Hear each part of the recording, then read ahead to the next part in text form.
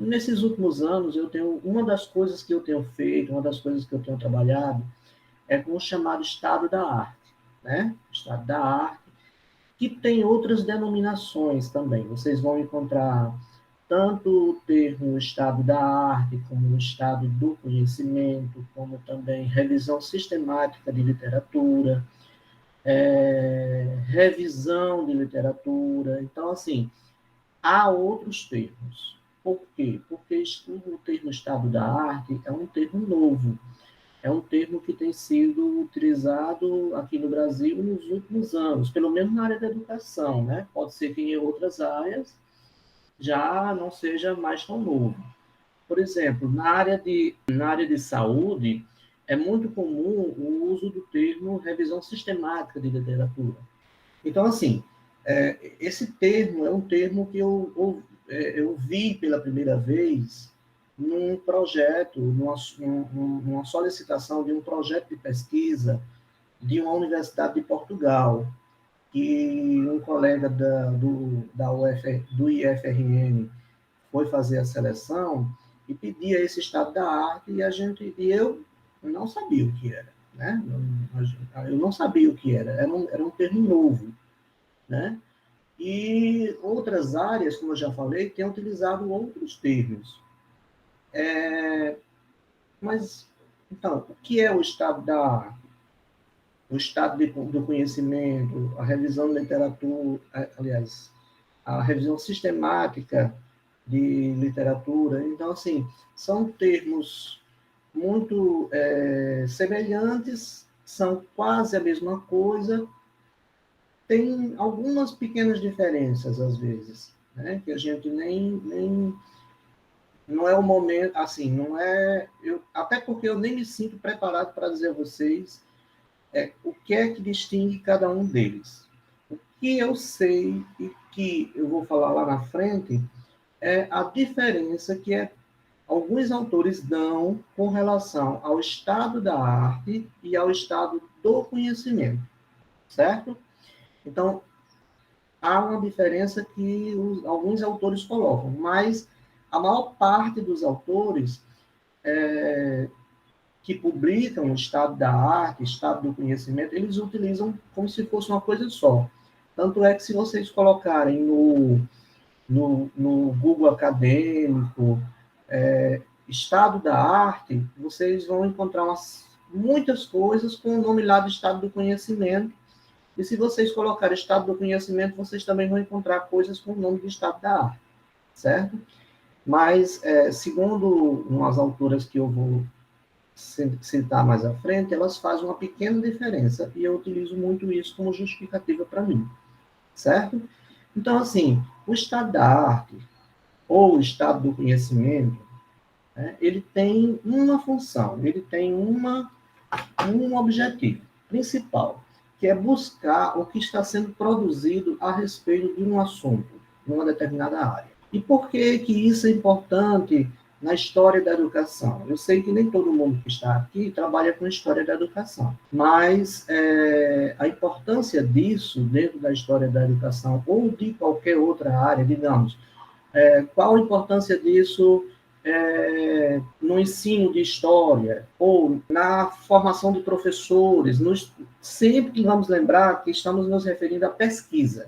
Então, assim, que importância tem o estado da arte para uma discussão a respeito da formação de professores ou a respeito da história de uma instituição ou a respeito da história da educação? Só que quando a gente fala história da educação, a gente está falando em algo muito amplo, né? E aí é como quando a gente fala em formação de professores, é algo extremamente amplo, né?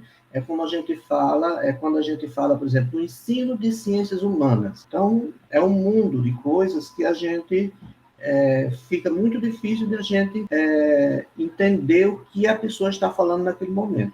Então, por isso que o estado da arte vai ter uma importância, porque ele vai mostrar o que está sendo produzido sobre aquele tema, né, em determinados momentos, em determinados contextos. certo? Então, a pergunta aqui do título é Estado da Arte em Educação, em História da Educação. Para quê? A gente começa com essa pergunta. Para que fazer isso? Para que serve isso? Que função, que objetivos tem? Para quê? Para que serve? O que é que eu tenho que fazer no Estado da Arte? Então, eu vou tentar explicar a vocês isso durante essa apresentação. Primeiro motivo é o grande volume da produção acadêmica sobre todas as áreas, não só sobre a área da educação, mas todas as áreas. Se vocês pegarem, ontem eu peguei, por exemplo, olha, essa pesquisa foi realizada ontem, é sempre importante, né? Primeira dica que eu estou falando aqui e é algo que eu vou falar lá na frente. Sempre que nós formos fazer uma pesquisa desse tipo, de levantamento do que foi produzido, do que tem sido produzido a respeito de tal coisa, temos que dizer quando isso foi feito. Por quê? Porque a produção acadêmica se dá num ritmo tão acelerado que, se eu for olhar isso hoje, talvez já não seja mais esses mesmos números. Então, vamos lá. Ontem eu pesquisei e entrei no site da BDTD, né, que é a Biblioteca Digital Brasileira de Tese e Dissertações. A BDTD e o Catálogo de Teses e Dissertações da CAPES são os dois portais que eu mais utilizo para fazer a pesquisa desse tipo, de estado da arte, de estado do conhecimento. Por quê? Porque toda produção de teses e dissertações vão para essas plataformas, principalmente para a outra, para o catálogo de teses e dissertações da CAPES, certo? Então, eu resolvi fazer um print e mostrar aqui da BDTD, porque ela traz mais claramente a quantidade de material que tem lá. E o catálogo de teses e dissertações da CAPES não tem isso assim com os números. Mas vamos dar uma olhada aqui nos números. Veja só com relação à BDTD, né? Que é a Biblioteca Digital Brasileira de Teses e Dissertações. Veja aqui, só nesse suporte, nós temos 126 instituições, 126 instituições de educação, né, de ensino superior. Tem 513.661 dissertações. Tem 189.130 teses, que juntando tudo, tem 702.790 documentos. Ou seja, dá para vocês verem aí, só nesse portal, que a gente só está utilizando aí esse portal. Só para a gente ver aí, nesse portal, tem quase 1 milhão, né? Talvez no final desse ano, ou talvez daqui a um ano, já tenha 1 milhão de documentos aí. Tem 702.790 teses e dissertações aí dentro. Então, isso mostra a dimensão, o volume que tem sido da produção acadêmica no Brasil. Isso é uma coisa muito positiva, né? Porque isso mostra a ampliação da pós-graduação, a ampliação dos programas de pós-graduação, a inclusão de pessoas na produção acadêmica em nível de pós-graduação, né? Mas isso também, por outro lado, dá muito trabalho para o pesquisador, né? Vocês já imaginaram o quanto de coisa que tem aqui dentro que você tem que procurar. Óbvio que não estamos falando aqui de dissertações e teses de todas as áreas, né? Tem aí da área da educação, de saúde, de meio ambiente, das engenharias, estão todas aí, certo? Então vamos continuar aqui. Com relação ainda a esse grande volume da produção acadêmica. Veja, existe cerca de 1.000 periódicos da área da educação hoje sendo avaliados. Eu conversando ontem, né, com Olivia, existe mais de 1.000 periódicos de educação no Brasil, mais de 1.000. Como nós estamos agora num processo de avaliação, que a CAPES está fazendo uma avaliação desses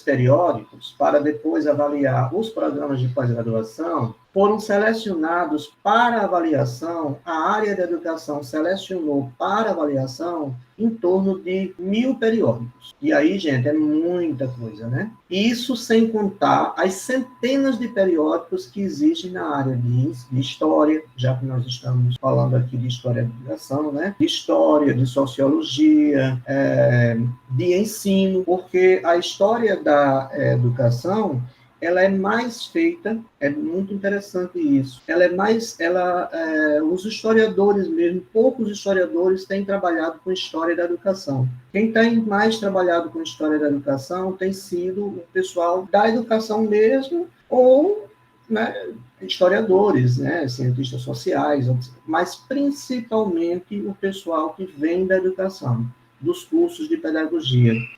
Tem sido principalmente esse pessoal que tem trabalhado com a história da educação, certo?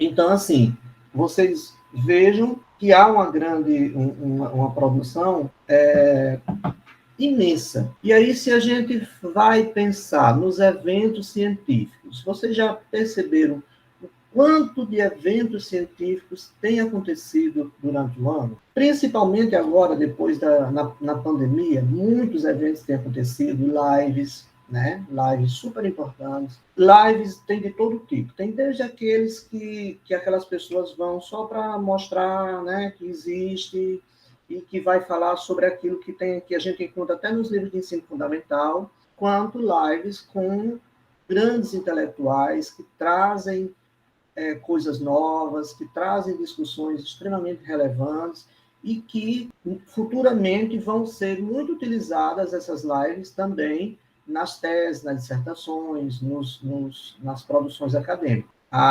Isso aí vai ser possível. Então, veja a quantidade de lives, de eventos que tem acontecido, né? Como agora os eventos têm sido todos online, isso tem facilitado com que um número muito grande de pessoas possam participar, porque não precisa se deslocar, né? E também não pode por causa do distanciamento social, e muitas vezes a gente também não pode por causa de orçamento. A gente sabe que os nossos orçamentos, todos os dias, eles são reduzidos. Então, sair daqui para participar de um evento em São Paulo, no Rio de Janeiro, na Europa, isso vai ser coisa do passado. Vai ser muito difícil acontecer isso, porque da forma como a gente está vendo as coisas caminharem, cada vez mais com os cortes e com as dificuldades, isso está acontecendo. Então, veja, esses eventos, eles ocorrem tanto em nível local, nacional e internacional. Então, os eventos internacionais, eles já estão, até mesmo antes antes da pandemia, alguns eventos internacionais já permitiam que nós apresentássemos trabalhos por videoconferência ou que nós gravássemos um vídeo, né, e enviasse com tantos dias de antecedência e tudo mais. Então, esses eventos geram análises, revistas, livros, né, onde são publicados esses trabalhos. Vamos afunilando mais para a área de educação. A área da ANPED, né? Aliás, a ANPED, Associação Nacional de Pesquisa em Educação. Em síntese, é isso, mas o título mesmo é mais antigo e por isso parece que estava de pós-graduação em educação, uma coisa assim, certo? Então, assim, a ANPED é uma das instituições, não vou dizer que é a instituição mais importante, mas é uma das instituições, uma das associações mais importantes na área da educação. Acho até eu que é a mais importante, porque a ANPED, ela congrega todas as áreas. Por exemplo, dentro da ANPED existe o grupo de trabalho 2, que é de História da Educação, por exemplo. Existe o grupo de trabalho 3, 4, são 22, 24 grupos de trabalho. Esses grupos de trabalho também fazem, muitas vezes, reuniões, encontros só da área, né? O grupo de trabalho 9, o GT9, é o grupo Trabalho em Educação. onde se reúne os pesquisadores da área de educação profissional, né? De formação para o mundo do trabalho. Essas discussões acontecem no GT9. Porém, eu posso encontrar pesquisadores que trabalham com educação profissional no GT, se não estou enganado, é GT8, que é de formação de professores, certo? Então, se eu estou, por exemplo, pesquisando sobre formação de professores na educação profissional, eu tanto posso ir para o GT8, que é um GT de formação docente, quanto posso ir para o GT9. Isso eu quero dizer por quê? Porque quando a gente vai aqui para o GT2, que é o GT de História da Educação, nós podemos encontrar também pessoas trabalhando com História da Educação, falando sobre História da Educação no GT9, né? No GT, em outros GTs, que tratem de coisas mais específicas. Por exemplo, se eu quero trabalhar se eu estou pesquisando com história da formação de professores em determinado lugar. Então, eu posso ir para a História da Educação, é o lugar mais, que eu posso dizer assim, para onde as pessoas vão, mas outras pessoas podem ir para outro GT. Enfim, o que eu quero mostrar a vocês é que na reunião da Amped, esse ano, em 2021, que está para acontecer agora no próximo mês, serão apresentados em torno de 900 trabalhos. Cada GT vai receber até 40 trabalhos, e lá tem 24 GTs. Então, eu fiz um cálculo. Claro que vai ter GT que não vai receber 40, vai receber menos, eles são extremamente exigentes, eles vão receber até 40, mas talvez eles só selecionem 20, certo? Então, a média aí, vamos dizer, que vai ser em torno de 900 trabalhos, mas pode ser menos. No GT2, que é de História da Educação, está prevista uma apresentação de 40 trabalhos. Pode ser que tenha menos, mas pode ser que tenha lá 40 trabalhos sendo apresentados. Nos anais das reuniões nacionais e regionais da Amped, encontramos centenas de trabalhos apresentados no GT2. Inclusive, se vocês quiserem ver, eu vou tentar entrar aqui na internet para mostrar a vocês Não, deixa, eu vou fazer isso depois. Que eu vou mostrar a vocês um local que vocês podem utilizar para fazer pesquisa, né? Que é o portal da Amped. A Amped tem reuniões da Amped, as reuniões acontecem nacionais e regionais. Todos os anos, até 2013, a Amped se reunia anualmente. Todos os anos anualmente, desculpe, uma redundância, mas eu troquei algumas palavras. As reuniões nacionais da Amped ocorriam anualmente. A partir de 2013, passou a acontecer de 2 em 2 anos. Então, naquele ano, por exemplo, esse ano em 2021, haverá a reunião nacional. No próximo ano, em 2022, haverá as reuniões, ocorrerão as reuniões regionais, né? Por região.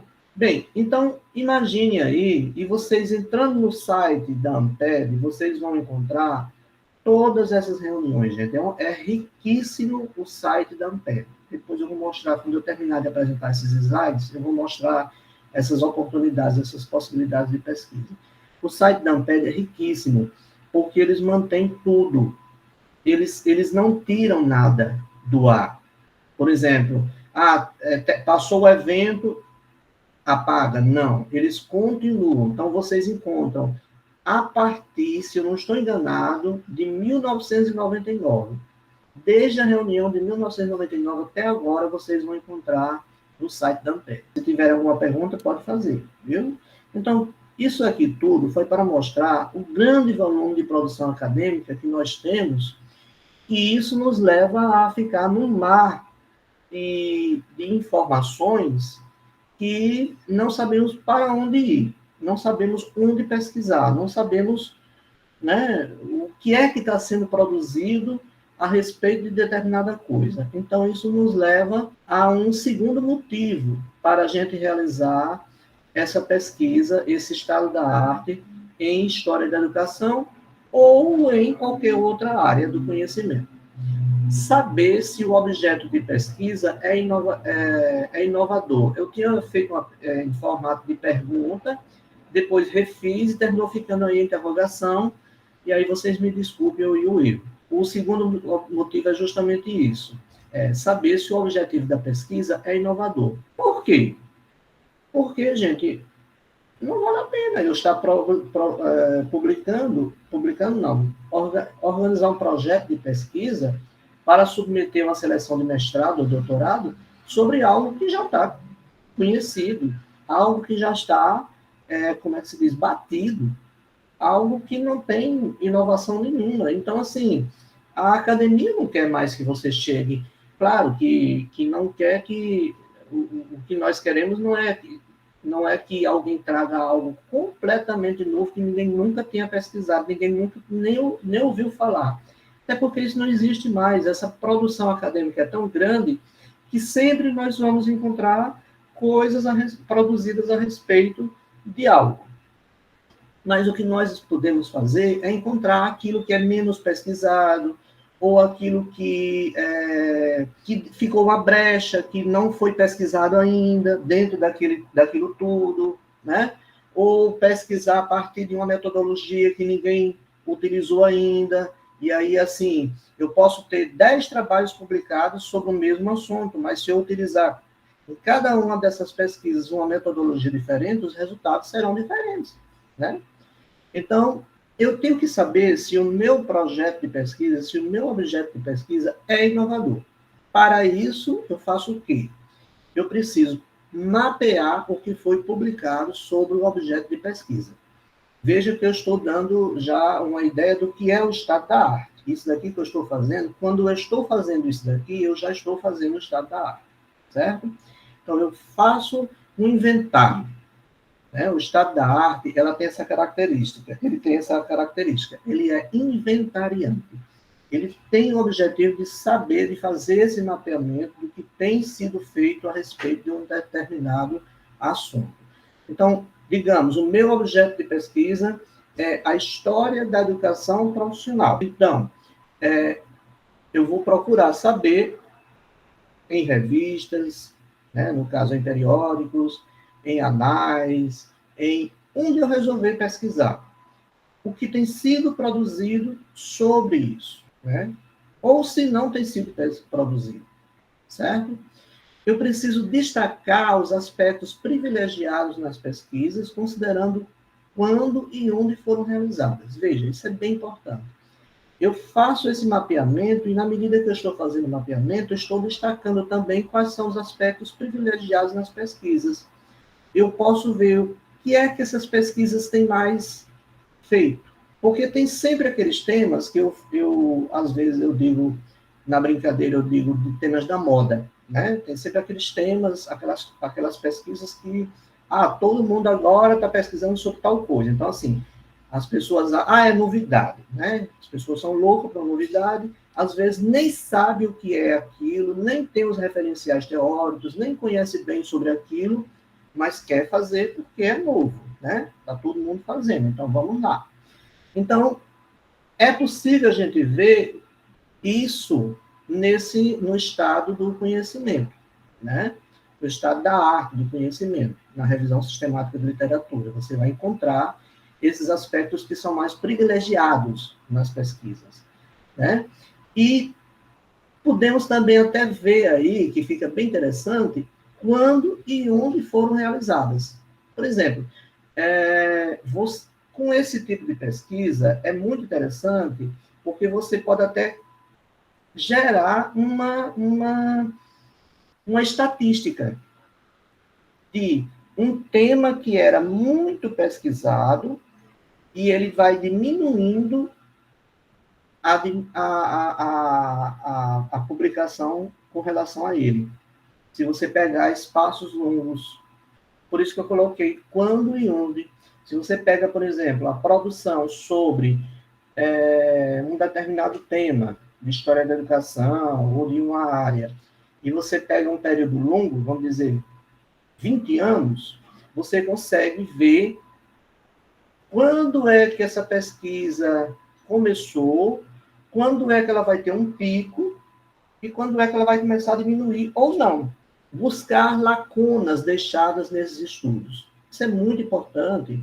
Por quê? Porque se, por exemplo, se eu estou pesquisando sobre um dos temas muito, eu estou falando, né, já que é um evento da área de História da Educação, uma das coisas que o pessoal hoje tem pesquisado muito é com história das instituições de ensino. Então, tem muita já pesquisa sobre a história das instituições de ensino no Brasil, né? Então, o que é que eu posso fazer?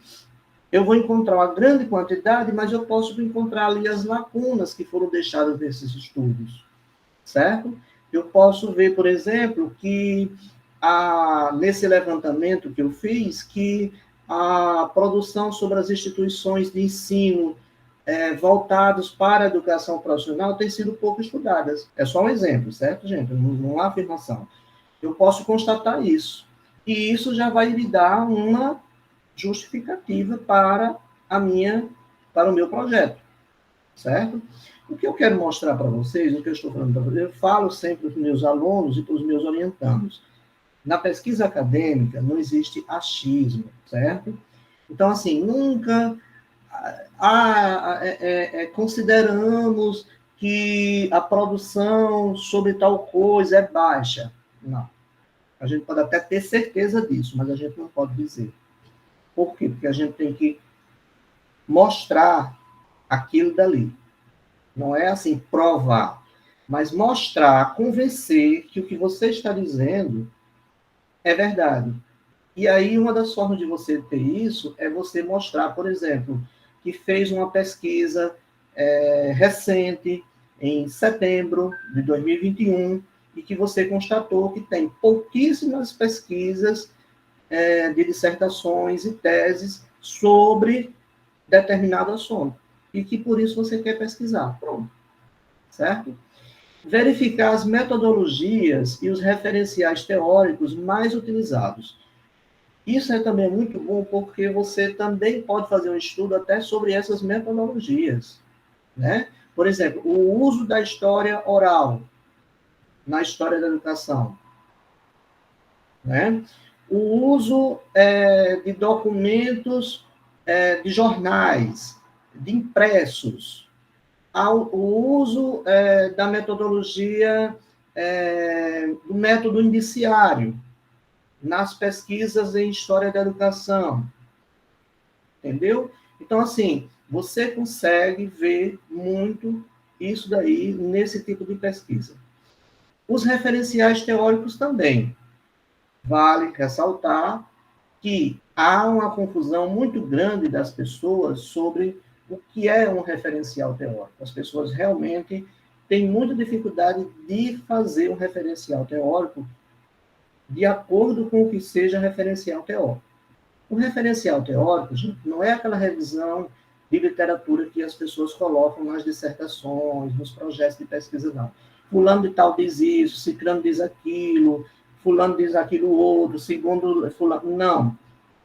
Isso daí é uma revisão, é uma revisão de literatura, é uma leitura que foi feita a respeito de um determinado assunto, né? E que foi feito lá, aqui dali. Aquilo não é referencial teórico.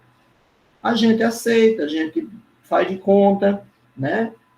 A gente chama de referencial teórico, porque ultimamente, né, nos últimos anos, isso tem sido feito largamente, e parece que a academia tem engolido isso daí, tem aceito, e porque também muitos pesquisadores fizeram, fazem, e acham que estão fazendo aquilo dali. Bom, eu sei que está soando arrogante da minha parte dizer isso, mas eu estou amparado em leituras. Se vocês procurarem aqueles manuais, né, de pesquisa, de metodologia, vocês vão ver que referencial teórico não é dizer o que fulano disse sobre aquilo, o que ciclano disse sobre... Não é. O referencial teórico é o quê, então? O referencial teórico é o local, é o momento que você vai dizer com que conceitos você vai trabalhar, a partir de que ótica, a partir de que teorias você vai desenvolver sua pesquisa. A minha pesquisa é fundamentada no materialismo histórico e dialético, por tais e tais e tais e tais razões. A minha pesquisa, e aí já que eu estou falando muito com historiadores, né, pelo menos eu espero que tenha chegado mais gente, a minha pesquisa é no campo da história cultural. E eu vou utilizar o conceito de cultura escolar, né, de fulano de tal, certo? Então, é o momento de esclarecer conceitos. Até porque esses conceitos, por exemplo, o conceito de cultura escolar, para um autor é uma coisa, diverge entre autores. E aí você diz, para fulano de tal, cultura escolar é isso. Para fulano é isso. Para cicrano é isso. Nós vamos utilizar o conceito de cultura escolar de fulano de tal. Pronto. É para isso que serve o referencial teórico. Certo? Não é para ficar divagando, falando o que foi feito a respeito, o que foi produzido a respeito daquilo dali, não. Bem, o terceiro motivo, que eu já adiantei um pouco, o terceiro motivo de se fazer uma pesquisa de estado da arte em história da educação ou em outra área, eu sempre falando isso porque tem pessoas aqui que são de outras áreas, e que ou que sejam da educação, mas que não trabalham com história da educação, é importante entender que o estado da arte ajuda na produção acadêmica, na sua produção acadêmica. Então, por exemplo, o estado da arte contribui na elaboração de projeto de pesquisa, na construção da dissertação ou tese. A partir do estado da arte, eu vou saber, por exemplo, ter uma boa justificativa para a minha pesquisa. Eu vou dizer, tem sido produzido pouco, eu quero pesquisar sobre isso daqui. Por exemplo, vamos dizer, voltando ao exemplo que eu estava falando, que é uma coisa que eu tenho mais um domínio, né, que eu tenho feito isso no mestrado, nos programas que eu faço parte, né, de educação profissional. Eu sou professor do Instituto Federal do Rio Grande do Norte, e leciono em programas de pós-graduação numa linha que é de História da Educação Profissional. Então, vejamos. Eu posso dizer assim, tem pouca produção, até pelas minhas leituras, minhas coisas, eu dizer assim, eu acho que tem pouca produção a respeito da história da educação, das instituições de educação profissional no Brasil. Aí, mas eu não posso dizer isso no papel, eu não posso achar. Eu tenho que dizer, afirmar e ter como comprovar.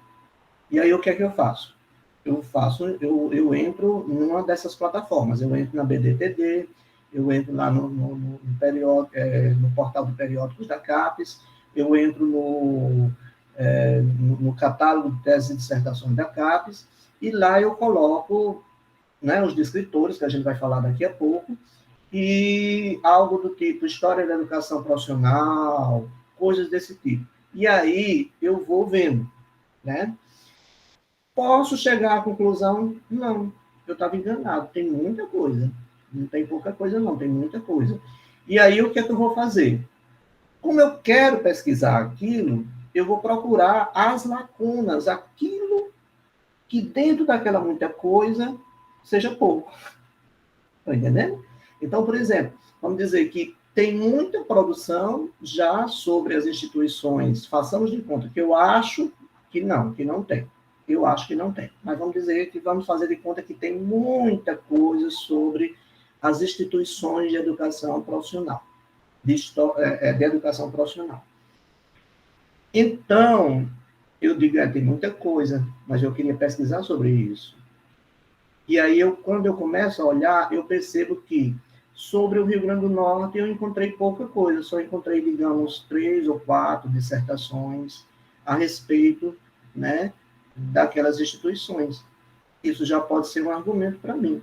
Digo, eu encontrei 50 trabalhos a respeito da história das instituições de educação profissional. Mas somente dessas 50, só encontrei 3 que falam sobre o Rio Grande do Norte. E dessas 3, uma fala em tal coisa, outra fala nisso e outra fala nisso. E o que eu quero fazer é diferente do que essas pessoas estão fazendo. Excelente. Consegui aí uma ótima justificativa para a minha pesquisa.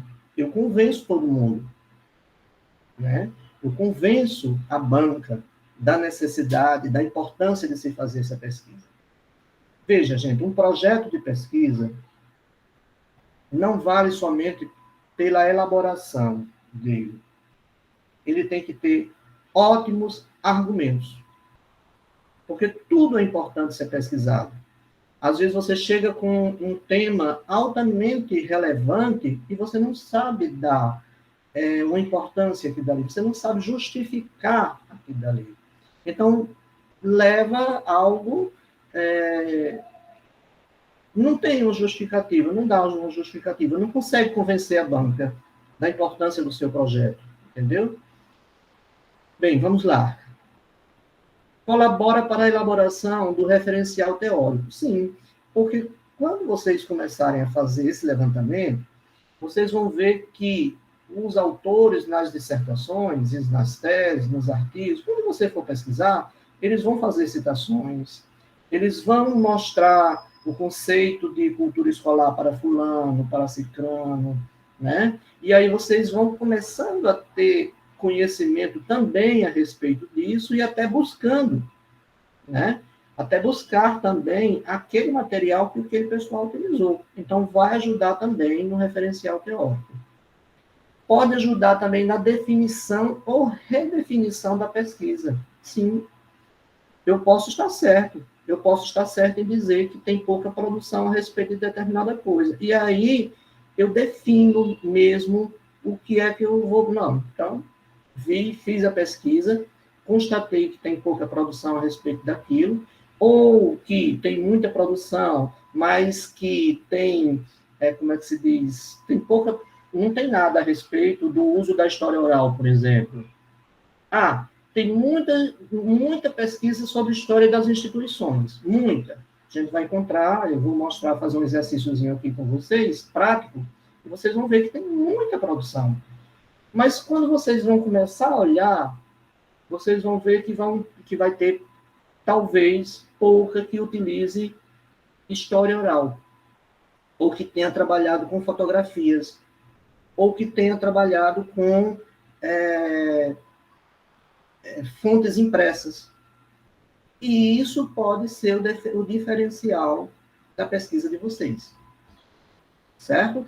Então, isso pode ajudar na definição ou redefinição da pesquisa.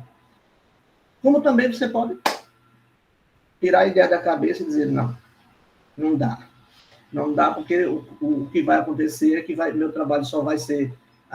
eu vou chegar lá querendo uma coisa que todo mundo já sabe que já está batido, rebatido, ninguém aguenta mais ouvir falar nisso. Porque nós, pesquisadores, temos coisas, às vezes, trabalhos que a gente recebe, que a gente, meu Deus, mas isso não aguento. Isso daqui ninguém aguenta mais. Então, assim, aquele projeto já está descartado.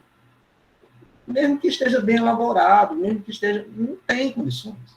E é por isso que a gente ouve muito falar nas entrevistas, né?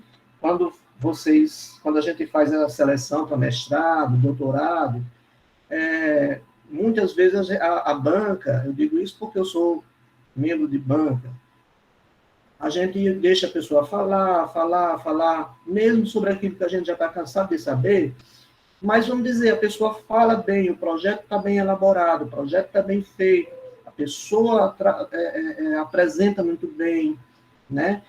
Demonstra as condições de fazer uma pesquisa, e aí, às vezes, a gente faz aquela pergunta, me diz uma coisa, fulano, qual a sua possibilidade, assim, de fazer ajustes, mudanças no seu projeto? Aí é a hora que a pessoa tem que se comprometer.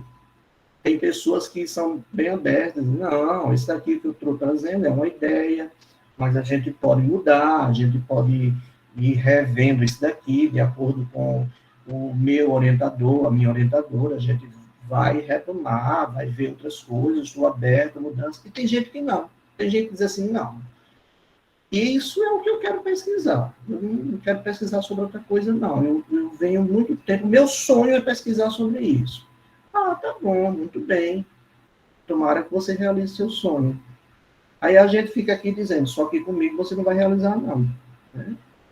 Você vai realizar seu sonho em outro campo, porque aqui você não vai, não, porque já mostra que é uma pessoa que vai ser difícil de você orientar. Né? Então, vamos dizer aqui, o último ponto aqui, pode se transformar em um artigo para um periódico ou mesmo uma dissertação. Sim, uma revisão, um estado da arte pode se tornar um artigo. Eu tenho vários artigos publicados do estado da arte, estado do conhecimento. Vários. Que depois posso passar para vocês, indicar para vocês. Vários. Você pode publicar em periódicos, você pode publicar em eventos, você pode mesmo transformar em uma dissertação. Tem uma dissertação muito boa que depois eu vou mostrar a vocês, que foi de uma aluna do do programa de Natal, do PPG, orientando de Olívia, que a pesquisa dela foi, a dissertação dela foi sobre a produção do conhecimento em educação profissional, né? E para isso ela utilizou as estatísticas, como ela é bibliotecária, isso também ficou muito mais fácil para ela, ela fez a bibliometria, ela trabalhou com quando é que a educação profissional começa a ter pesquisas a respeito disso e quando é que se dá o auge dessa pesquisa. Ela fez uma excelente dissertação sobre a produção do conhecimento na educação profissional. Então, pode ter. E se vocês procurarem, vocês vão encontrar Marli André, né? Marli André, que faleceu há alguns meses. Marli André tem uns livros, eu acho que fazia parte dos projetos de pesquisa grande dela, da CAPES, coisa assim. Marli André tem vários livros sobre estado da arte na formação de professores. Então, ela tem isso na década de 80, parece que na década de 70, se não estou enganado, década de 70, 80, 90, nos anos 2000, certo? E aí, é bem interessante vocês olharem isso, está disponível na internet para baixar, certo? Eu acho que vocês colocarem assim, Marli André, no Google, mais estado da arte, alguma coisa assim, vocês vão encontrar. Isso daí, vocês baixam. E lá são livros com 200, 300 páginas com o estado da arte, certo?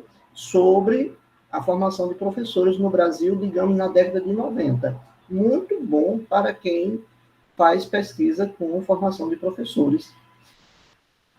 E muito bom também para a história, né? Porque para a história da educação, porque alguém também pode querer fazer uma história da formação de professores no Brasil, né? Vamos passar. Bem, então, o estado da arte, ele, em síntese, o que é que se faz no estado da arte? Identifica a evolução das pesquisas em uma determinada área. Então, com o estado da arte, você vai ver o caminhar das pesquisas, o caminhar dos estudos a respeito de um determinado tema, né? De uma determinada área. Identifica duplicações ou contradições nos trabalhos acadêmicos, certo? Até mesmo plágios vocês podem encontrar no estado da arte. Identifica duplicações, por quê? Porque vocês vão ver, podem encontrar até temas, pesquisas que foram praticamente as mesmas, só mudou, às vezes, o ano, né? E aí é isso que a gente quer vocês não façam, né? Ficar duplicando coisas, né? Coisas que já foram feitas. E também podemos encontrar contradições nesses trabalhos acadêmicos. Por exemplo, um autor chega à conclusão, uma determinada conclusão, e outro autor que pesquisou a mesma coisa chega a outra conclusão, né? Às vezes até contraditória. Isso vai depender do quê? Do que eles pesquisaram, da filiação teórica que eles fazem parte, da metodologia que eles utilizaram, ou mesmo da ideologia que eles têm. Porque a gente tem que saber que o pesquisador não é neutro.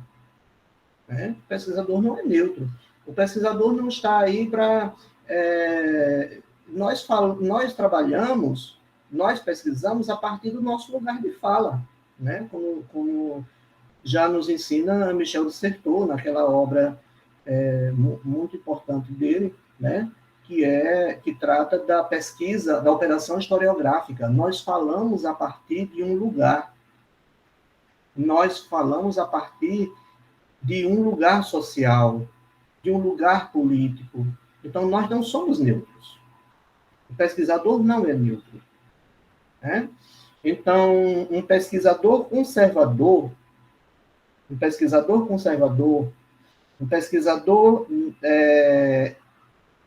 ele pode analisar uma política pública que um pesquisador de esquerda, um pesquisador de uma ideologia diferente, pesquisou e criticou bastante, né? Em outras palavras, detonou aqui dali, e outro pesquisador dizendo, não, isso daqui é excelente, foi muito bom, ajudou a tal coisa, isso e isso, então faz um trabalho. Então, assim, nós não somos neutros. Nós não somos neutros, nem que a gente queira. Já falei, identifica os referenciais teóricos que subsidiaram as investigações. Então, é importante a gente ver que esses referenciais teóricos, o que autores foram utilizados, que conceitos foram utilizados, quais os autores mais conhecidos, tudo isso a gente faz no levantamento nesse pesquisa de estado da arte, certo? Quais os autores mais citados, quais os referenciais teóricos, né, mais presentes nos textos, quais as metodologias mais utilizadas. Aponta as possíveis sugestões e proposições apresentadas pelos pesquisadores. Geralmente, no final da dissertação ou da tese, nas considerações finais, é um espaço do pesquisador aparecer também. Quer dizer, ele aparece durante todo o texto. Mas, até por causa que, como eu acabei de falar, nós não somos neutros.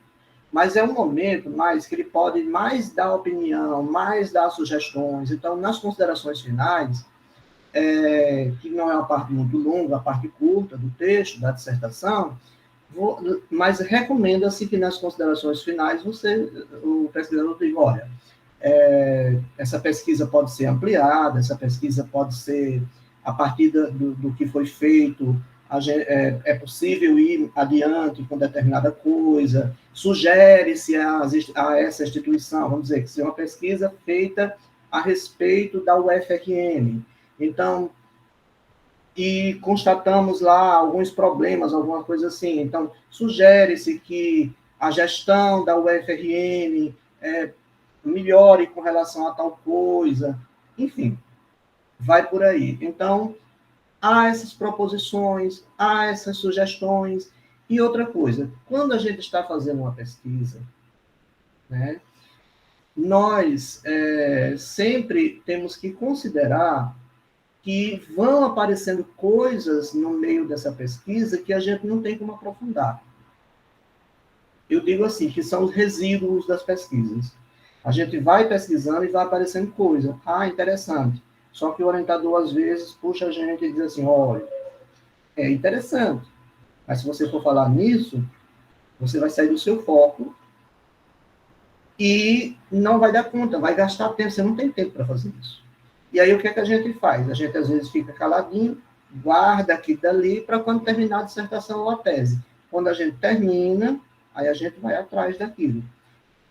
É uma coisa que a gente tem feito, que eu tenho feito muito com meus orientandos, às vezes isso. Olha, não dá para a gente trabalhar aqui, mas vamos guardar. Quando você terminar a dissertação, a gente retoma isso daqui. Né? Então, tem até uns estados da arte por aí, guardados, que depois vão ter que ser atualizados para a gente publicar. Né? Eu tenho com os meus orientandos. Identifica temas relevantes, emergentes e recorrentes. Temas relevantes, né? Emergentes, e aí você vai fazer uma pesquisa e você vê que em determinado tempo ninguém trabalhava com tal coisa. De repente, começa a ter pesquisas, né, a respeito de determinada coisa. Vocês já imaginaram, daqui a um ano ou dois, a quantidade de dissertações que vai ter sobre ensino remoto, sobre ensino híbrido, sobre a pandemia? Vai ser de um jeito que a gente não vai nem aguentar mais olhar aquilo, porque vai ter demais, entendeu? Vai ter demais, já está tendo, porque se vocês pesquisarem nos sites, vocês vão encontrar muita pesquisa já no site dos periódicos, muitos dossiês, muitos números especiais de revistas sobre a pandemia, os efeitos da pandemia sobre o ensino na pós-graduação, os efeitos da pandemia, relatos de professores, de alunos. Isso já tem sido constante e isso, com certeza, vai ter muita pesquisa sobre isso. Né? Vai ter muito isso. Então, é um tema emergente. Certo? Recorrente. Às vezes é emergente e já se torna recorrente, porque emerge, né? É algo que não era produzido, e aí começa a ficar. Né? E termina sendo um tema batido, cansativo já, porque chega um momento que a gente diz assim, eu não aguento mais sobre isso. Eu quero algo novo. E aí eu falo muitas vezes assim, estado da arte ou estado do conhecimento. Então, existem duas pesquisadoras, né, renomadas, né, principalmente a Romanowski, a Joana Romanowski já foi presidente da ANTED, enfim, é uma autora de renome, né, nacional, e eu acho que também internacional, e ela faz um trabalho, ela tem um artigo muito importante, que eu depois posso passar para vocês, que eu uso sempre como referencial. Romanowski, e aí nesse texto ela faz uma diferença entre estado da arte e estado do conhecimento. E aí eu sempre utilizo a Romanowski porque eu faço mais o quê? Estado do conhecimento. E agora vocês vão entender o quê. Os estudos, elas dizem o seguinte, os estudos realizados a partir de uma sistematização de dados denominada estado da arte recebem essa denominação quando abrangem toda uma área do conhecimento, nos diferentes aspectos que geraram produções. Então, assim, o estado da arte é algo maior, segundo o ponto de vista dela. Então, assim, você vai fazer um estado da arte sobre história da educação profissional. Então, você vai buscar livros, artigos, periódicos, eventos, dissertações. Então, você vai ter uma visão, uma quantidade muito maior. E aí ela diz o seguinte, que eu coloquei aqui em negrito. O estudo que aborda apenas um setor das publicações sobre o tema estudado vem sendo denominado de estado do conhecimento. Então, o que é que eu faço? Eu trabalho, às vezes, digamos, sobre a história da educação profissional, e aí eu quero ver só nos anais da ANPED, por exemplo, como é que isso tem sido discutido ou não nas reuniões da Amped. Pronto. Então, eu escolhi um tema, né, e um setor onde eu vou ver o que foi produzido aqui dali, certo? Eu tenho muito utilizado para fazer minhas pesquisas, a BDTD, a Biblioteca Brasileira de Tese e Dissertações, né, e o portal, né, que é Catálogo de Tese e Dissertações da CAPES. São dois, porque também tudo tem que ser justificado, viu, gente? Tudo tem que ser justificado. Então, por quê? Porque isso tem sido, são duas plataformas muito relevantes, muito importantes, sérias, né? Uma da CAPES, então, não, muito sérias, e lá, né, a gente encontra muita coisa que a gente quer, né? A gente vai encontrar lá. E aí, a produção, às vezes, que tem lá, a gente já encontra tanta coisa que, se você for somar com periódicos, com outras coisas, a gente não dá conta, é coisa demais. Então, eu termino ficando, muitas vezes, somente com um local. E aí, por isso que eu chamo, nas minhas pesquisas que eu tenho publicado, eu chamo de estado do conhecimento, e justifico esse título, estado do conhecimento, a partir dessa fala aqui, desse trecho do texto, né, do artigo de Romanovsky. Bem, quais as etapas de um estado da arte do conhecimento? E o tempo passando, né? A gente pensa que começa a falar, eu vou começar a apressar, que eu quero ver na prática, mostrar aqui como é que a gente pode fazer.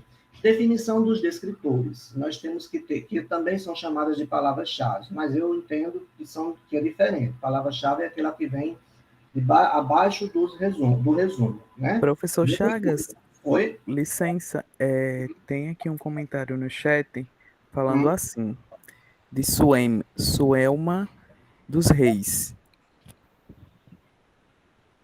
Professor Chagas, estou pesquisando sobre a expansão e a interiorização dos institutos federais. Estou em dúvida se é o correto, é o estado do conhecimento.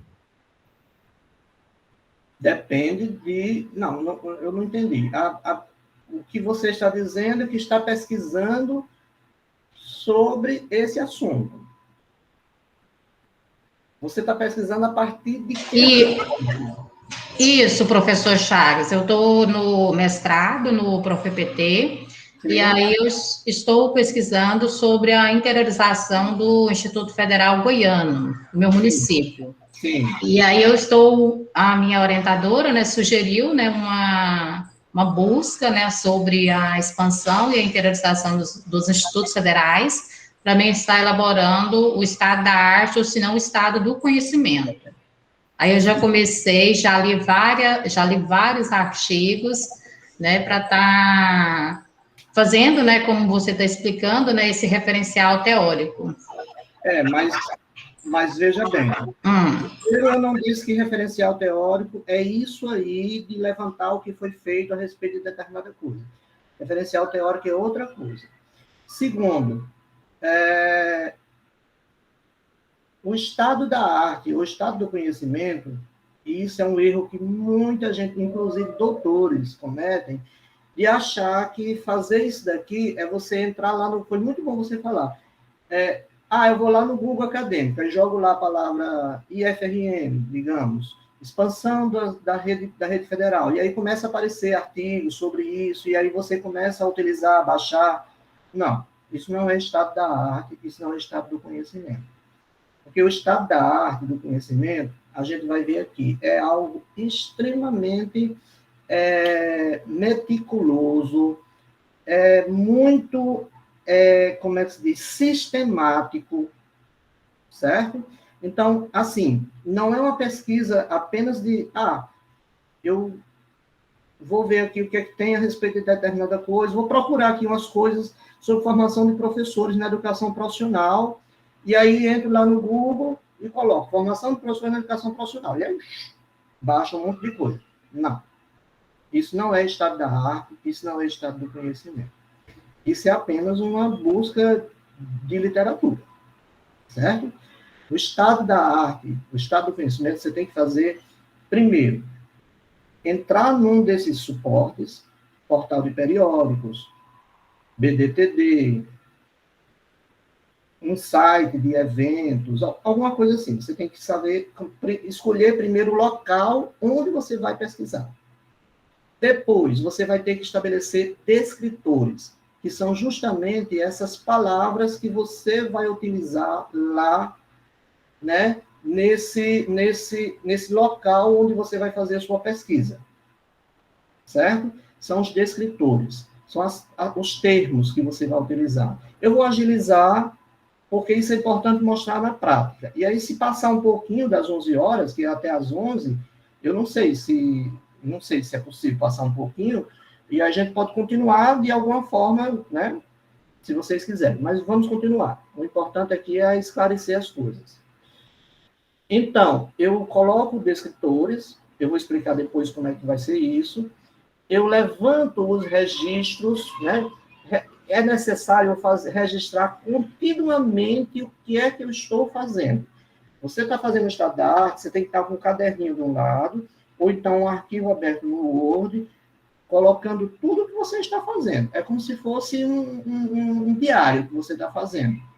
Dia tal, mês tal, tal, os descritores que eu estou utilizando, tais, né? Então, você vai registrar tudo ali, dizer o acervo, onde você está fazendo a pesquisa, na BDTD, quais os filtros que eu estou utilizando, vou mostrar isso a vocês, quais são as datas da realização da pesquisa, quando é que eu estou fazendo essa pesquisa. Então, tudo isso tem que ser feito. Estabelecer critérios para seleção do material, e aí você vai encontrar. Quando você coloca os descritores, você já sabe qual é o acervo, você coloca os descritores, os filtros, aí você vai encontrar uma grande quantidade de material, certo? E aí você vai ter que fazer seleção desse material. Mas para você fazer essa seleção, você vai ter que ter muito claramente, dizer o que vai ser incluído e o que não vai ser incluído, o que vai ser inclusão, os critérios de inclusão ou exclusão. Para isso, é preciso justificar.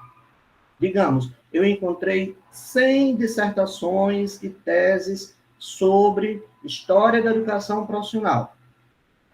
Dessas 100, eu só estou trabalhando com 20. Eu eliminei 80.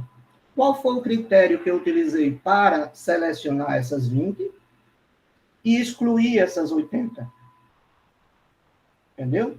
Então, assim, tudo isso precisa estar claro no texto de um estado do conhecimento.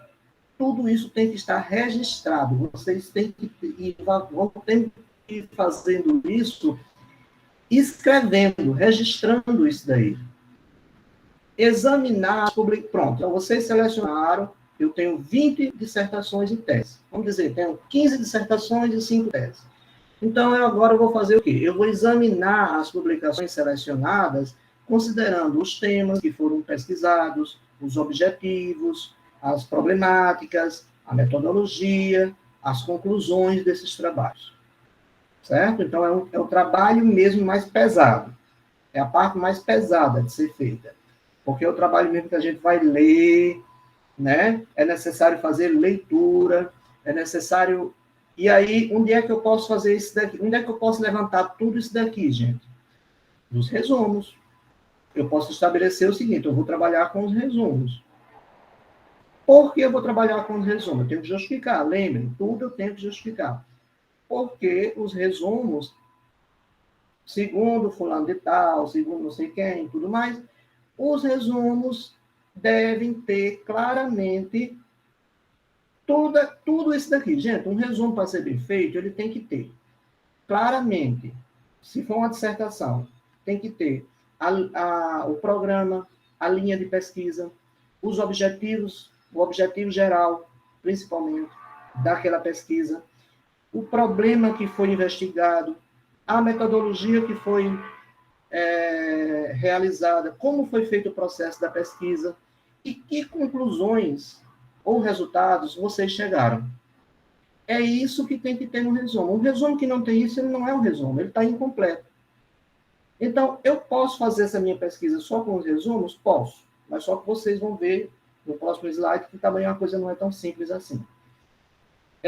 Organizar a organização dos relatórios. Pronto, então eu já fiz as leituras todas, já registrei tudo aquilo, tá tudo bacaninha, tá tudo nas pastinhas, porque é o momento também, gente, que eu vou criando aqui várias pastas. Eu baixo primeiro todas as dissertações, digamos, eu encontrei 100 dissertações e teses. Eu baixo as 100. E aí começo a dar uma olhada ali nelas. E vou dizer, essa entra, essa não entra, essa talvez, mas não tenho certeza. Então eu crio uma outra pastinha que eu digo assim, dúvidas. Pronto. Então, essa daqui, não, tem nem dúvida, essa daqui entra. Essa daqui, não, nada a ver com o que eu quero, cai fora.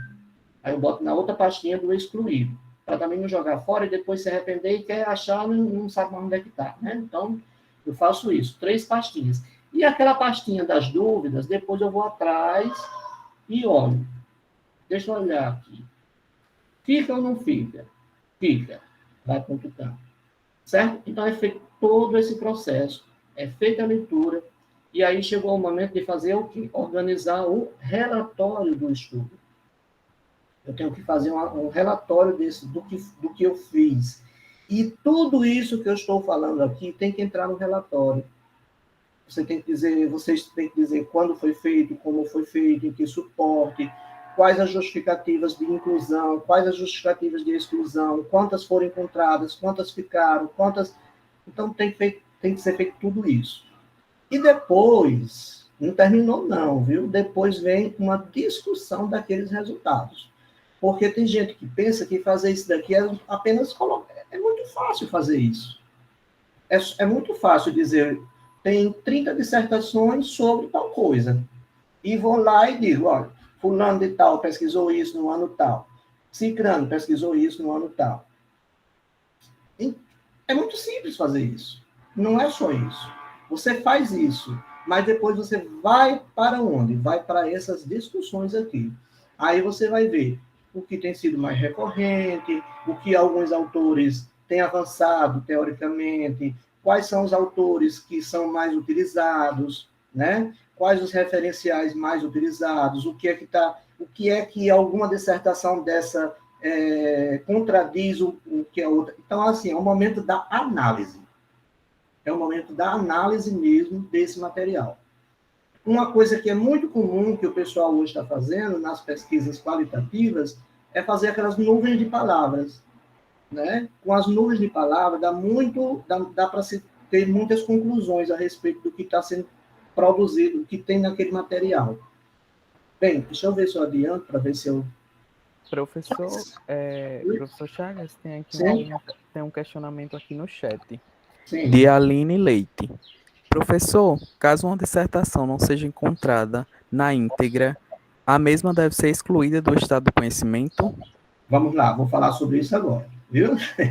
Isso acontece muito. Bom, então vamos lá.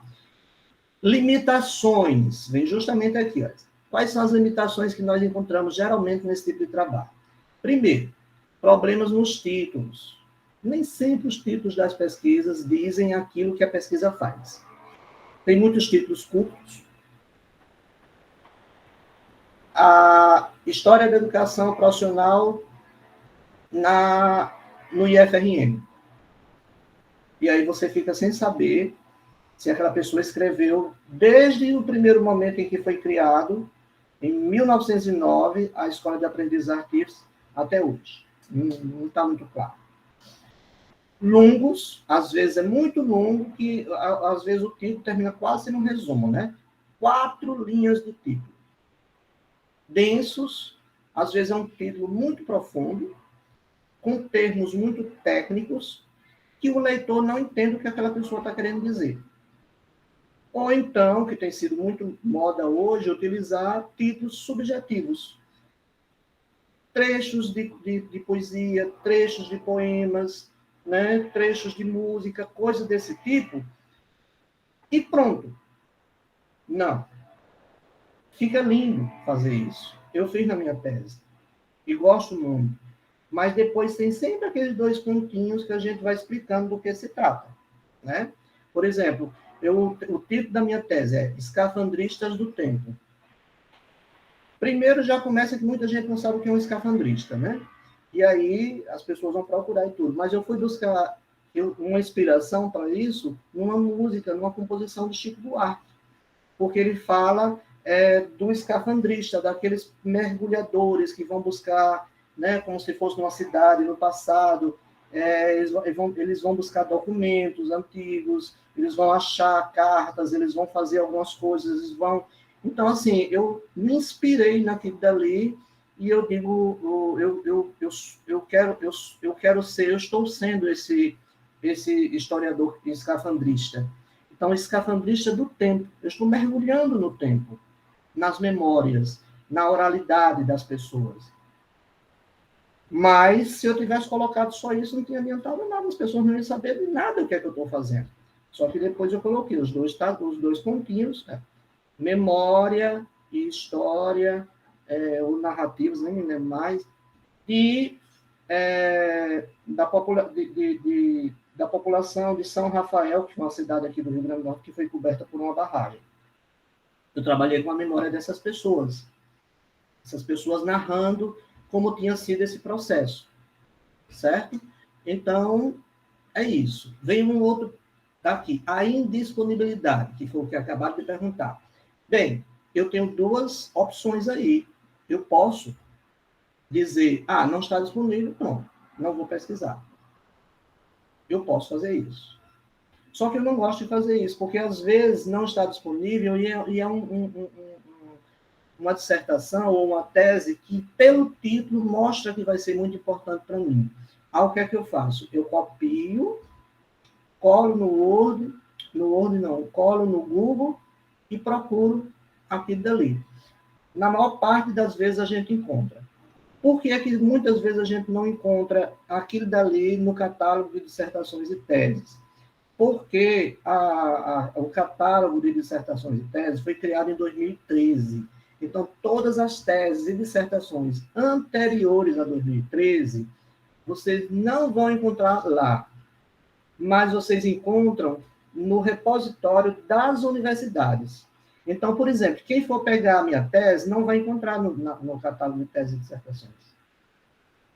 Mas se você colocar o título da minha tese, vão encontrar, porque vai direto para a UFRN, para o repositório da UFRN, e lá você vai encontrar. Certo? Então, e também, agora, uma coisa que tem acontecido, que eu tenho me aborrecido muito, é que alguns pesquisadores que escrevem teses e dissertações dizem lá que não vai disponibilizar, coloca somente o resumo. E aí é um problema, né? Porque, veja, é uma pesquisa muitas vezes financiada com recurso público, ou mesmo que não tenha bolsa, mas é uma instituição pública que pagou os meus estudos lá dentro. Eu produzi, eu escrevi e não estou mostrando à sociedade o que é que eu estou fazendo. Eu resolvo não colocar à disposição. Eu acho isso um erro. Jamais é uma dissertação que eu oriento ficaria lá como indisponível. Ela vai estar disponível. Né? Então, se eu vou ou não deixar de lado esse que não está disponível, é uma decisão minha. Resumos com problemas de elaboração. Aqui eu já expliquei, né? Há pouco eu já expliquei sobre isso. Às vezes eu resumo muito curto, ausência de detalhes. Tem resumo que nem deixa claro o que é que a pessoa está pensando. O resumo diz uma coisa, o conteúdo da dissertação diz outra. Você não sabe o que é que aquela pessoa quis de fato, a metodologia não explica o que é que está fazendo. Então, enfim, o resumo, tem muitos resumos mal feitos. O que é que eu tenho que fazer, então, nesse caso? Tenho que ir para além do resumo. Olhar o sumário, a introdução, as considerações finais, olhar outras partes do texto da dissertação ou da tese para entender o que é que aquela pessoa quis fazer, né? O que foi que aquela pessoa fez. Mas, se vocês também quiserem utilizar como somente o resumo e dizer que só utilizou resumos que contivesse todas essas partes, também pode. Desde que a gente sempre argumente, pode. Certo? Tem chegando aqui umas mensagens, aí eu não sei se é ligado aqui a coisa, eu acho que não. Bem, qualquer coisa, você, Lindenberg, você fala aí se as pessoas estão perguntando alguma coisa, tá bom? Então, Professor, tem dois comentários aqui. sim, Um de Suelma diz assim: professor, o mais correto é pesquisarmos nas dissertações do que nos artigos? E o outro questionamento é de José Fabiano, que diz assim: tem amparo legal essa indisponibilização e é possível fazer algo a respeito? vamos lá. A primeira pergunta é se... Como é? Desculpe, é porque passou um carro aqui bem barulhento. Pode repetir, por favor, Lindenberg, a pergunta? O mais correto é pesquisarmos nas dissertações do que nos artigos? Não, não existe mais correto em nada. Você é quem vai fazer as suas escolhas. Você pode muito bem dizer, eu vou trabalhar somente com artigos que eu encontrei no Google Acadêmico, por exemplo. No caso, a pergunta é nas dissertações ou nos artigos? Nas dissertações ou nos artigos? Eu não estou entendendo. Por favor, fale. Isso. Professor, o mais correto é pesquisarmos nas dissertações do que nos artigos. Como eu já disse, não existe o mais correto. Você pode fazer opções. Minhas escolhas são mais para as dissertações e as teses. Entendeu? Porque restringe mais. Muitas vezes esses artigos que tem por aí já são, às vezes, partes das dissertações. E a quantidade de artigo vai ser sempre muito maior do que as dissertações, do que as teses, entendeu? Mas você também pode fazer um estado da arte, você também pode pegar dissertações, você pode pegar artigos, você pode pegar resumos, você pode pegar um monte de coisa. A escolha é sua, não existe certo ou errado. O que é necessário é saber justificar, argumentar, certo? Por exemplo, eu já fiz pesquisa só com análise de evento, de um evento específico, a ANPED. Agora, a ANPED é a ANPED, gente. A ANPED, se não for a maior, está entre as maiores, né, associações de pesquisadores no campo da educação do Brasil. E ela é extremamente exigente. Não é todo mundo que aprova trabalho para publicar na ANPED. Já começa pelo valor. Que você, para participar da ANPED, você tem que abrir mão de 500 ou 600 reais. Né? E não é todo mundo que pode. Então, a ANPED já restringe muito isso daí. Então, assim, eles reprovam mesmo. Não é daqueles eventos que... Porque tem evento que não reprova... Para um trabalho ser reprovado, ele precisa estar muito ruim. Né?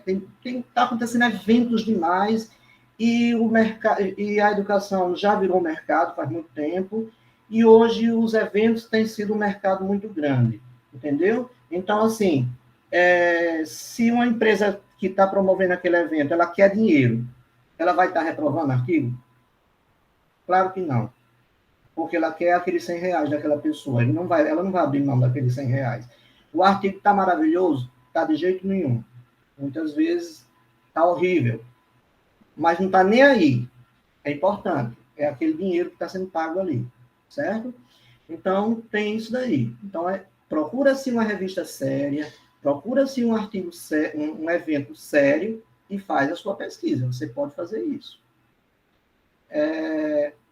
Quanto à pergunta de Fabiano, se essa indisponibilidade é legal. Olha, Fabiano, quando a gente vai colocar as dissertações de vocês, eu sei disso porque eu fui coordenador durante um tempo, quando a gente vai colocar na plataforma Sucupira, eles perguntam, tem uma opção lá que a gente marca se aquela dissertação vai ficar disponível ou não. Aí a gente geralmente marca que vai ficar disponível. Mas o orientador pode... Por quê? Porque a gente teve uma reunião e foi decidido entre os orientadores, os professores do ProfPT, daqui do IFRN, e mesmo a UFRN, o IFRN estabeleceu que todas as dissertações e teses serão publicadas, né, na íntegra no site da CAPES, né, no site do Instituto. Então, não vai ter aquela coisa de publicar só o resumo. Mas tem orientador que pode dizer, não vai, eu não quero que seja publicado, né? Porque, às vezes, aquela dissertação ou aquela tese é um trabalho muito inédito, muito importante, que a pessoa quer transformar aquilo num livro. E aí, ou quer mandar para uma grande revista internacional, alguma coisa assim. E hoje tem muita questão do plágio, o autoplágio. E aí, o que é que termina acontecendo? Digamos, a dissertação foi publicada, está lá disponível, aí você pega um pedaço da sua dissertação, dá uma ajeitada e tudo mais, manda para uma revista. A revista coloca lá no antiplágio, né? E aí vai constatar que deu plágio. Por quê? Porque tem a sua dissertação lá. E aí, muita gente pode ter problema com esse tipo. Então, alguns pesquisadores, né, estão optando para deixar indisponível. Não concordo de jeito nenhum. Não concordo de jeito nenhum. Mas existe, né, existe isso, pode acontecer isso. Voltando aqui. Trabalho sem resumo, né? Parece uma coisa que é impossível, mas existe.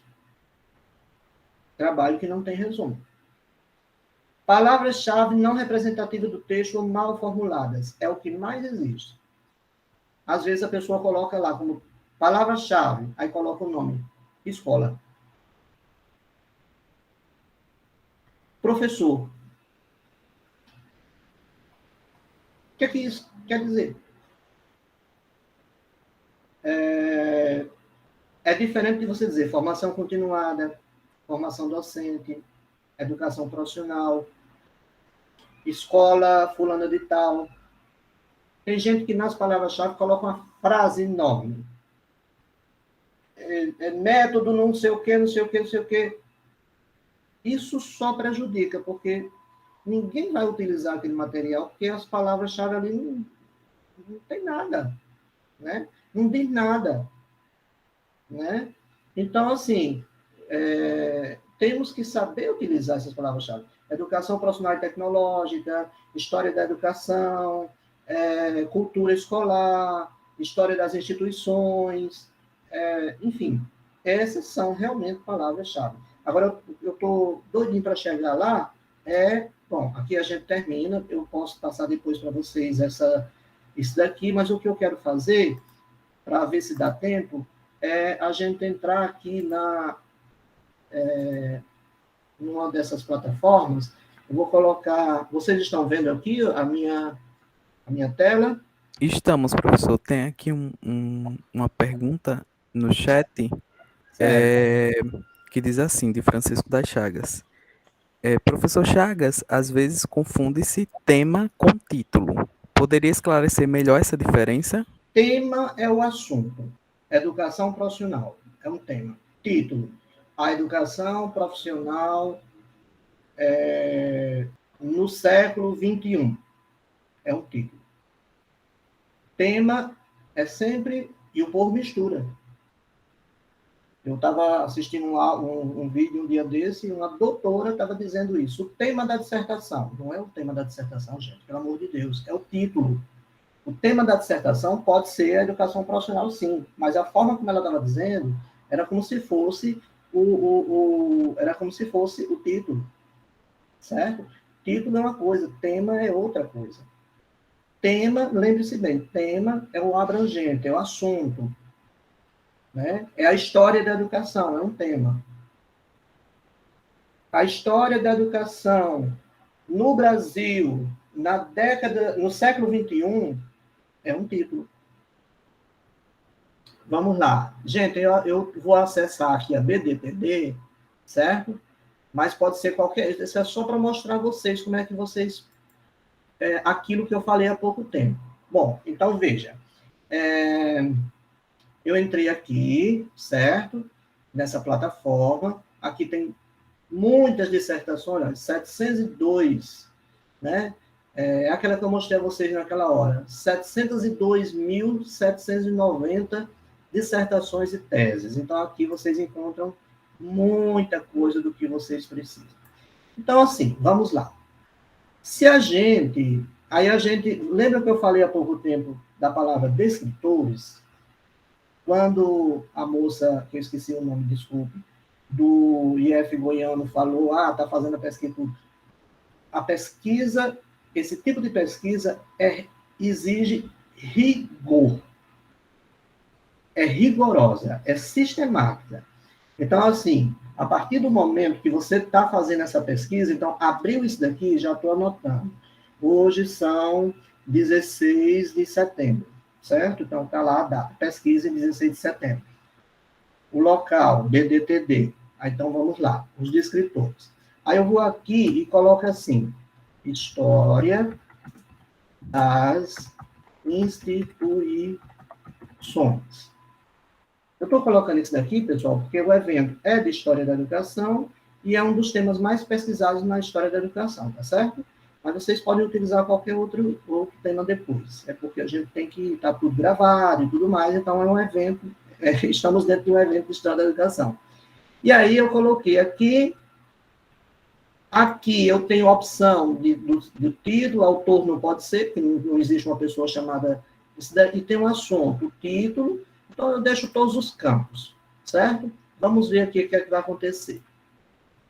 Vamos para a busca. E aí nós vamos encontrar 7.909 dissertações e teses sobre história das instituições. Tá vendo? Aí alguém aqui tem coragem de pesquisar 7.909, dando uma olhada em cada uma delas? Veja aqui ao lado, vocês vão encontrar, por exemplo, eu posso dizer assim, não, eu vou fazer minha pesquisa só naquilo que foi produzido na USP. Posso fazer isso? Posso. Gente, eu posso tudo. Desde que eu tenha argumentos válidos para isso. Por que é que eu vou, dentre tantas outras instituições aqui, eu vou pesquisar só na USP? Não faz sentido.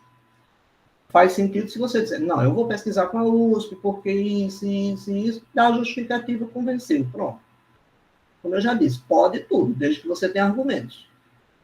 E aí os repositórios, aqui vocês encontram, por exemplo, os repositórios das universidades, certo? E isso tudo aqui, gente, vão fazer parte dos filtros, aquilo que eu falei há pouco tempo, tá certo? Mas daqui a pouco a gente chega aqui. Certo? Então, veja que deu 7.909. Eita, danado, eu não vou fazer. Como é que eu vou pesquisar em quase 8.000 dissertações e teses? Né? Não tenho condições. Só que tem um problema aqui, gente. Olha, eu coloquei História das Instituições, sem aspas, sem nada. Quando você colocar aspas aqui,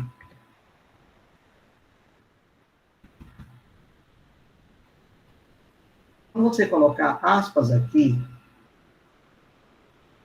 e buscar, você vai ver o resultado que vai acontecer. Reduziu para 257 trabalhos. Né? Veja aqui a coisa.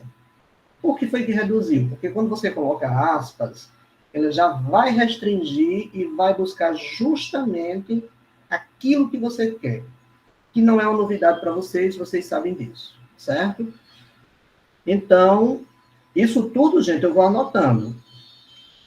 Por exemplo, geralmente eu coloquei primeiro a palavra o termo História das Instituições, sem aspas, apareceram 7.900 e tantas. Coloquei depois com aspas, apareceram 257. E aí, eu tenho essa opção aqui também, ó. Eu posso ir só para o título. eu posso procurar somente o que tem no título.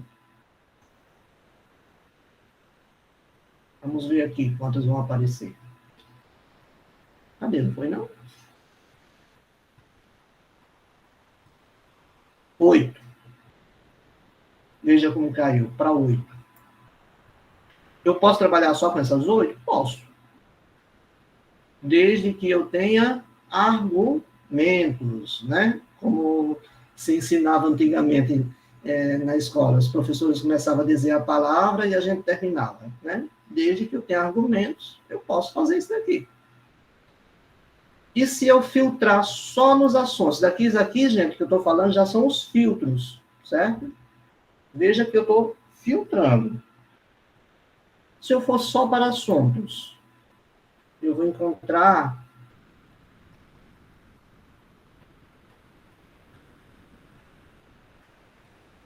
49.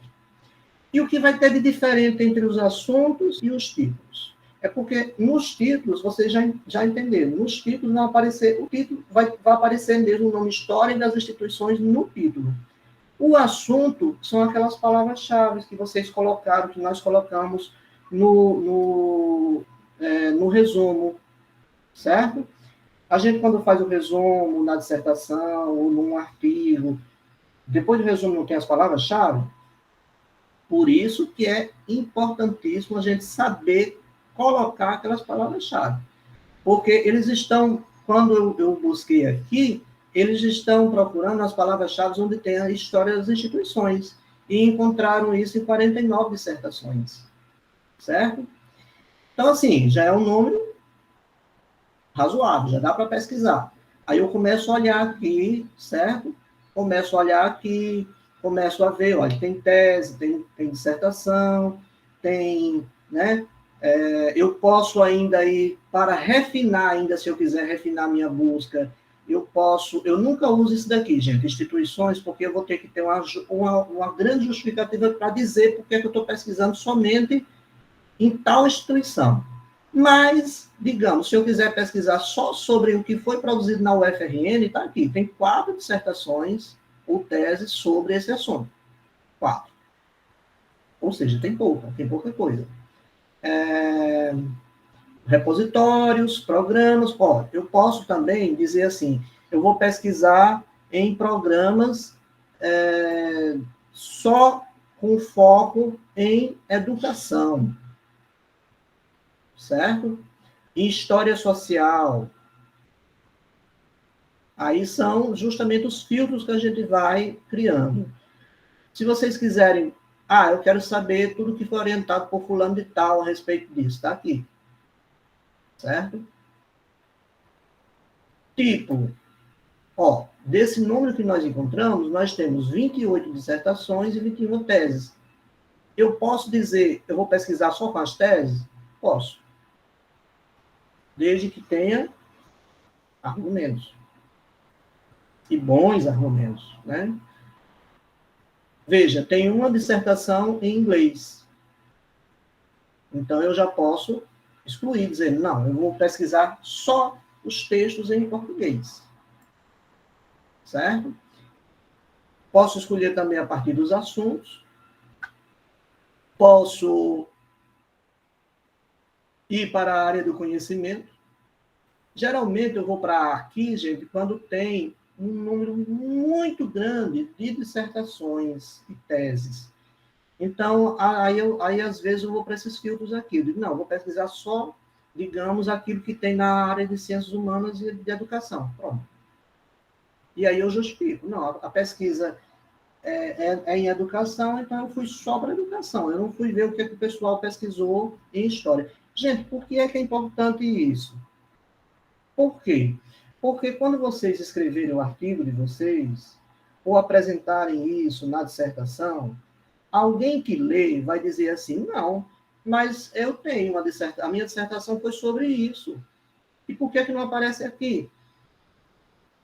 Aí você vai ter que ter argumento para isso também, vai ter que ter justificativa. Aí você pode dizer, a minha pesquisa, eu pesquisei, o seu doutorado foi em quê? Foi em história. Ah, tá. É por isso que não apareceu, porque a gente trabalhou somente com os programas em educação. Por isso que não apareceu a sua tese. A pessoa fica quieta.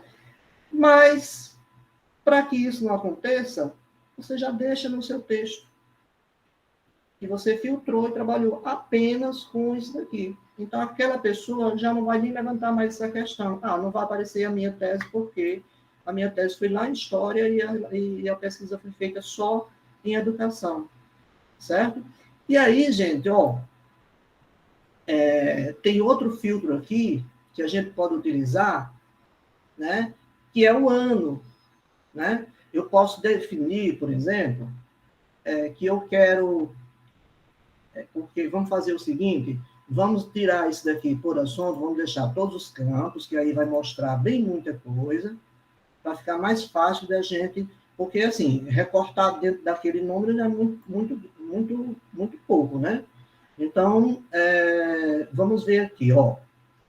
Aqui já apareceram 257, né, dissertações e teses. Dessas 257, 172 são dissertações e tem 85 teses, certo? E aí eu posso começar a dizer, não, eu quero só na área de educação. Aí já vai haver uma diminuiçãozinha aqui, ó. Veja bem, ó. Tudo aquilo que tem, não sei o quê, que foi em outras áreas, está fora. Você está trabalhando só com ciências humanas, educação. Ficaram 29. Certo? Vamos voltar? É só um exemplo aqui. Vamos voltar para as 200 e tantas, 257. Aí, eita danado, 257. Como é que eu vou dar conta disso daqui tudo? Aí o que é que eu posso fazer? Eu posso ir para cá. O ano da defesa. Eu posso dizer, não, eu vou fazer o seguinte, vou pesquisar somente nos últimos 5 anos, ou nos últimos 10 anos. Eu quero saber o que é que tem para usar sobre história da educação, história das instituições, né? De 2010 até, vou botar 2021 já esse ano. E peço para definir. Era 240 e tantas, né? E tantas. Ficaram 210. Ok, ainda está muito. E aí eu posso dizer, eu vou também deixar somente as que são dentro de ciências humanas, educação. Já baixou para 25, certo? Agora, o que eu quero dizer a vocês é que vocês não façam como algumas pessoas fazem, porque isso mesmo que eu estou fazendo aqui, eu dou aula num mestrado, num dos mestrados que eu dou aula, pós-ensino, e explico, a gente mostra tudo isso daqui. Só que tem gente que acha que a gente é besta, né? Porque, assim, tem aluno que acha que o professor é bobo mesmo. Aí, o que é que faz? Começa, para não pesquisar, para não pegar muita coisa para fazer, aí começa a botar filtro, de um jeito que termina ficando 1 ou 2 dissertações.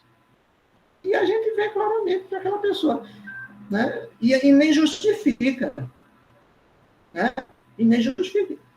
Por exemplo, eu posso dizer, vou pesquisar só o que foi produzido por essa universidade aqui, o UTP, só tem 2, claro.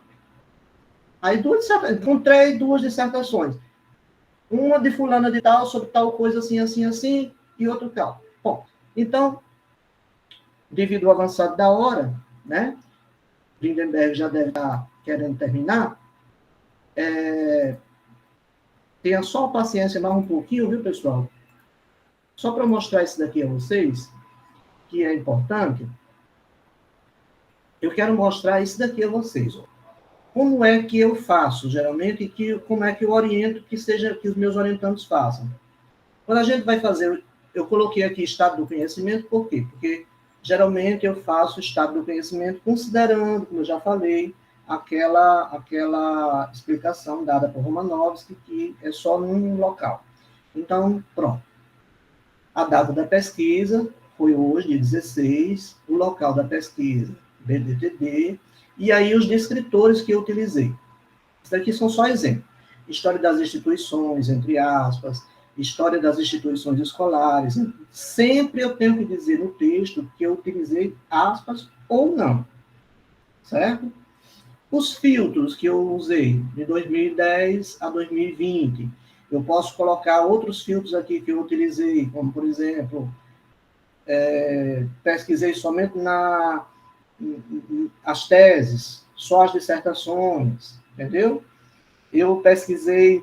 Agora, com relação ao tempo, a esse período aqui de tempo, eu tenho uma crítica a fazer a respeito disso, porque algumas pessoas terminam colocando esse tempo aqui, esse período, mas a gente fica se perguntando por quê. Né? E aí é sempre interessante, eu sempre oriento que você coloque o filtro do período conforme, digamos, nós somos da história. Então, conforme, digamos, foi aprovado naquele ano uma lei, né, que determinou tal coisa. Então, eu posso estabelecer aquele ano, não exatamente naquele ano, porque uma dissertação leva 2 anos para ser feita, né? Mas vamos dizer, a lei que criou os Institutos Federais de Educação Profissional e Tecnológica, com a lei de 2008. Eu não posso esperar que tenha uma dissertação que já seja sobre os Institutos Federais naquele ano de 2008. Porque não se faz isso, assinou a lei, foi publicada, já tem uma dissertação. Não existe isso. Então, eu posso colocar de 2010 e aí explicar. A lei foi aprovada em 2008, considerando que as dissertações geralmente são publicadas durante 2 anos, eu estou pegando o meu período a partir de 2010. Tudo isso eu vou explicando. E aí eu digo, 2010 a 2021, o que tem sido produzido sobre os institutos federais? E aí vai aparecer. E aí, gente, para finalizar ou não, e aí vocês aqui vão me dizer, a gente chega nessa tabelinha aqui. Eu gosto de pedir aos alunos que façam essa tabelinha. Eu não sei usar Excel, certo? Mas o que é? Geralmente os alunos, os orientandos sabem, às vezes os bolsistas que estão trabalhando comigo sabem utilizar, então eles fazem isso bem bonitinho no Excel. Eu não sei usar, mas isso aqui dá para fazer a mesma coisa. Aí o que é que eu faço? Quando a gente faz aquele levantamento todo, deu 49 dissertações, não foi naquela hora? 49 dissertações de tese. Então, o que é que eu faço? Coloco o nome do autor. Vamos lá. Cadê, gente? Eu fechei? Não, está aqui. Pronto. Está aqui. Lívia Carolina Vieira. Então, vou aqui. Coloco aqui. Certo? O título, aí não vou fazer não, porque é só para vocês entenderem. O título, o ano, né? Em que ano foi isso daqui? Foi em 2016, o título está aqui. História da Educação Agrícola no Sul de Minas Gerais. Aí pronto, voltando aqui. O ano foi 2016. O programa de pós-graduação, então lá vai ter. Cadê? O programa de pós-graduação, quando vocês olharem aqui, o texto integral vai ter o nome do programa. A instituição, né? Onde é que foi? Foi já que é Minas Gerais, foi aonde? Foi na Universidade Federal de Minas Gerais, foi na Universidade Estadual, foi onde? Foi no IFMG, onde é que foi? O nome da instituição aqui, certo? O resumo. Gosto muito de colocar aqui. Copio e colo o resumo. Ah, professor, fica grande para colocar aqui. Fica grande, fica mal feito, fica feio, mas não estou nem preocupado com isso. O que eu estou preocupado é com a rigorosidade e com a qualidade do trabalho. Então, coloco aqui. Vou lá e copio também as palavras-chave e colo aqui. Aí volto aqui, venho para esse segundo trabalho aqui. Capitalismo tardio e educação profissional. As escolas agrotécnicas federais mineiras de Barbacena, tal. De Aguinaldo, tal coisa, foi em 2012, faço a mesma coisa. Quando eu terminar, eu vou ter isso daqui tudo mapeado, certo? E baixei, né? Tudo mapeado, né? E aí, é bom baixar também, já lá, essas dissertações todas, certo? Vão baixando e salvam numa pasta. Bem arrumadinho, tudo guardadinho, numa pastinha. E aí, depois, eu tenho já isso daqui tudo arrumadinho nessa fichinha aqui, certo? E agora, o que é que eu vou fazer? Vou ler os resumos. Vou olhar o que é que tem, o que é que vem dizendo, qual o objetivo daqui e dali, que metodologia foi utilizada e tudo mais. E é isso que vai dizer a mim o que é que eu vou incluir e o que é que eu vou excluir. Eu já tenho 49 dissertações e teses numa pasta. Agora eu vou saber o que é que eu vou jogar fora ou não. Para facilitar, eu coloco aqui 1, 2, 3, 4, 5, 6. Quantas são? Por quê? Porque às vezes eu renomeio com esse número aqui. Aí eu posso dizer, vão ficar, as dissertações que ficaram são as dissertações 10, 20, 10, 20, 21, 22, 23. Isso daqui é uma técnica. Isso é uma técnica. Você cria suas técnicas, desde que você dê conta disso daqui. E aí, com esses resumos todos, quando você vai olhando, aí você já vai saber se aquela dissertação ou tese tem ou não condições de você trabalhar com ela. Às vezes você olha e diz, não tem nada a ver com o que eu quero. Então, exclui. Aí eu pego uma pastinha, coloco assim, exclusões. Para não jogar fora e depois querer achar e tá perdido. Então eu guardo lá, certo? Com esses resumos, eu também posso fazer muita coisa. Eu posso utilizar, quer dizer, eu posso, mas eu peço o povo para fazer, porque eu não sei fazer, gente. Porque eu tenho que saber trabalhar com aqueles softwares que trabalham com a pesquisa qualitativa. O Iramutec, que vocês podem baixar, está na internet, é gratuito. E tem alguns que são pagos, como, por exemplo, o NVivo, que é um dos mais conhecidos, muito caro. Uma licença do NVivo é em torno de R$1.000 e tantos, mas para estudante é mais barato, certo?